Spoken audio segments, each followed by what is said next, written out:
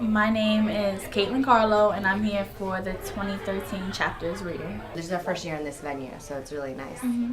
I'm Ashley Howard, and I'm Kaytlin's mentor, and we did a collaborative piece together, so we're here to read it together. Coffee talk. Coffee talk. Very New York. New York. You know? Basically, we encountered many different characters in our weekly meetings at a Starbucks. So in little things that they said or things that they did, we built a story around that. So we meet at the same Starbucks every week, and we were listening to this conversation with these two guys at this table to the right of us, and one of them was talking about how he hasn't met his dad, and we're looking at each other like, is he about to meet his dad for the first time? This is so weird. So this guy walks in a blazer and comes up to the table, and he's making conversation, asking if he wants a coffee, and he turns to his friend and he goes, I think this one could definitely be my dad. And we were just saying how this is happening at a Starbucks. In front of us. When we were thinking about what we want to do for our piece, we thought, oh, that's perfect. Let's just kind of create these stories. Usually, Ashley, she's brilliant with prompts. So she'll have a little prompt, and it's a warm-up to our writing. There's a lot of deadlines, so I think it's usually focused more on, okay, what's due? What do we want to focus on? What do we want to write? What type of writing, genre? Do we want to do a poem? Do we want to do a piece together? Do we want to do nonfiction? So that's how it starts, and then practice. We've been basically adding to the story or taking out and just going over it, seeing if it's under the time limit. We had an issue. We got too into the stories and had too many, and we got up and read it for the first time, and it was so long. We had 4 solid pages. Yeah, and that was my fault, because you're like, okay, I think this is the last one. I'm like, why don't we do 2 more just in case we're not on the right time limit? Practiced it, timed it, and then went to the tech meetup, the workshop, to practice it in front of people. So that was good practice. Yeah. I feel it's really interesting to see what other people are writing, and it just brings a whole new life, I think, to the story when the person is actually reading it. So it's a whole bunch of different themes and a whole bunch of different stuff that I really like.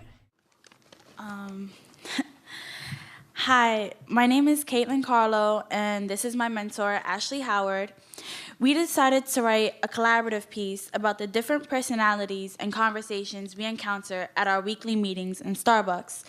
This idea came about because of our mutual interest in observing the quirks of the many different characters that surround us when we meet. 2 young guys are sitting at a corner table, both dressed in casual attire, talking about their fathers. When was the last time you saw your father? One asks. Not since I was a kid, the other responds. I can't wait to meet him. A tall man dressed in a navy blazer and skinny jeans slowly approaches their table. Hi, I'm Simon, he says in a British accent. I'm going to grab a coffee. Would either of you like anything? The first guy just shakes his head. When the older British gentleman walks away, the guy turns to his friend. This one could definitely be my dad. My dad used to make funny British accents to make me giggle. As I eye the corner of the Starbucks, I can't help but laugh at the Caucasian guy with the black bindi on his forehead. He must be nervous because he continues to move to 5 different seats in less than 20 minutes. Minutes is what the guy waiting for his venti mochaccino must need more of. The way he's blabbing on the phone to his friend makes me wonder if he even knows how to take a deep breath. He holds the phone to his shoulder and grabs his hot beverage from the counter. Yeah, bro, totally. Tonight, let's do it. Hold on, bro. That's my call waiting. It's my girlfriend. Girlfriend, don't look so down. He's a jerk anyway, the lady in the blue puffy jacket says to her girlfriend. She walks to the counter and orders 2 hot chocolates, tapping her fingers impatiently on the table. Table full of tourists. I guess it's not so shocking at a Starbucks in the heart of Chinatown. Are they French, Swedish, Russian? Cheese. Here comes a group photo. The barista rolls her eyes and looks in our direction. Do I know her? Does Kaytlin? Are they friends? Wait, looks like a furrowed brow. Perhaps they're enemies. Yes, enemies. Who would have known mine works at the Starbucks I frequently go to? Amber pours liquid into a small Starbucks cup and shouts, "Green tea latte." out towards the sea of people. I look at her and roll my eyes. She catches me and mimics my same reaction as she slams down 2 more coffee cups and rolls her eyes.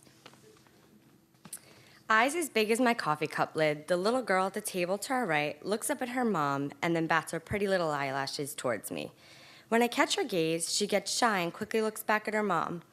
Our eye tango becomes a fun game that sends her into a giggle fit. Her laugh is adorable and reminds me of childhood innocence, the kind that feels like the wind tickling your face on a backyard swing set or the comforting aromas of your mother's perfume. Perfume suddenly wafts through the air, so strong that it makes me cough. I glance towards the door and can't help but notice 2 young ladies giggling and walking arm in arm to the coffee line. One twirls her hair in a ditzy way while the other pops her gum and squints at the drink menu. They both make eye contact with the male barista. Once he turns around to make the drinks, the girls start obnoxiously giggling and whispering about his adorable dimples. Dimples are my weakness. So when the man waiting in line in front of me turns to flash me a big dimpled smile, I can't help but blush. Next, the barista yells towards us. The dimpled guy steps up to the counter and orders a tall coffee. I step up next to him and order hot chocolate. I turn towards him and catch that dimpled grin once more before I go take our seat at the table. His smile is contagious. But before the corners of my mouth reach my ears, he's grinning his way out the front entrance. Ashley and I walk out the Starbucks entrance as I laugh to myself about all the crazy people we encounter each week.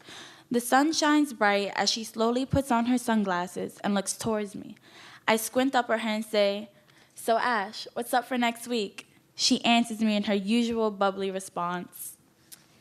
Meeting dads, confronting enemies, observing tourists, and flirting in line. You know, the usual.